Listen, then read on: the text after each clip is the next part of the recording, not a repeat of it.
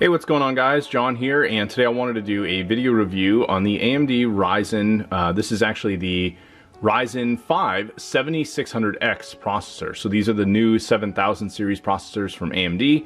In this video, I thought I would just talk a little bit about the installation setup of this processor, talk a little bit about gaming performance, and just give you some idea of what to expect.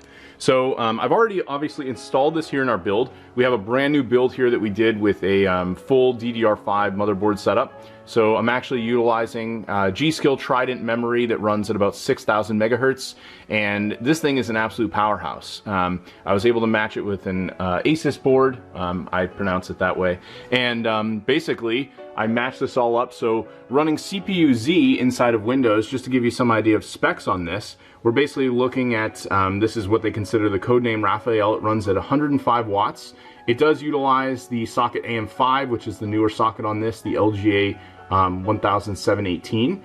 It's a 5 nm technology, and then you've also got multiple internal CPUs that this runs on. So basically it emulates, you know, with this, if I go into Task Manager, for example, if I jump over to our CPU, I believe we can see here that this is actually utilizing multiple threads, and this just is an absolute powerhouse. So if you're going to be doing anything in terms of graphics editing, gaming, video editing, any of those tasks, this thing is just going to run right through them.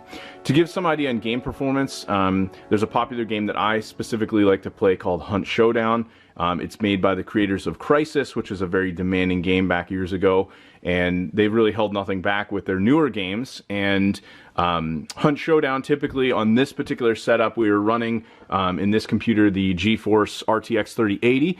We were getting around probably 90 to 100 FPS, and that's basically full resolution. So this is 3440 by 1440, not quite 4K, but just about there on this ultra wide here. And if we actually were to go into Hunt now, I'm getting roughly around 130 to 140 FPS. So the difference of going from DDR4 to DDR5, also with a much newer processor. This previously had an Intel 8400 in it, which was fairly old. I believe it had come out in 2018. So more or less a 5-year difference in the CPU in terms of upgrading. We were able to go all the way to probably a boost of around 35 to 40 FPS just from that upgrade without even touching the actual graphics card. So this thing just seriously cranks. I'm very happy with the performance. You do have to keep in mind with something like this, you are not going to get an included heatsink, so you will need to get your own.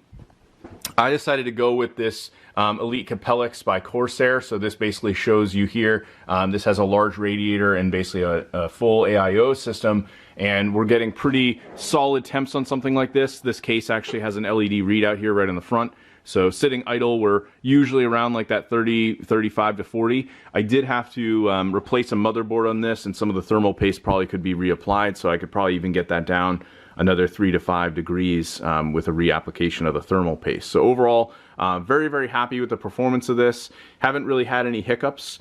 I do recommend, and one thing we ran into was when setting this up for the first time, the motherboard did not automatically detect the XMP profile essentially with the memory.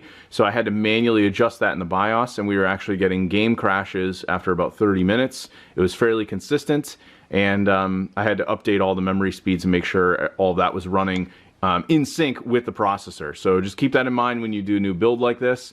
Obviously making sure that everything else is up to snuff in terms of you've got a good enough power supply and everything to really match the build.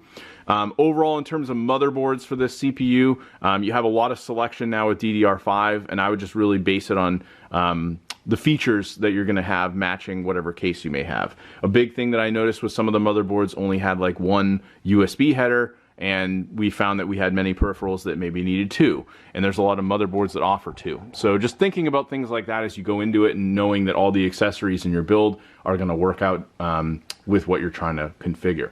Anyway, very happy with this processor. I think if you're looking to upgrade, obviously you will most likely need to buy those newer components, but I think you will see a massive gain in performance. Anyway, thanks for checking out the video review, and I hope you found it helpful.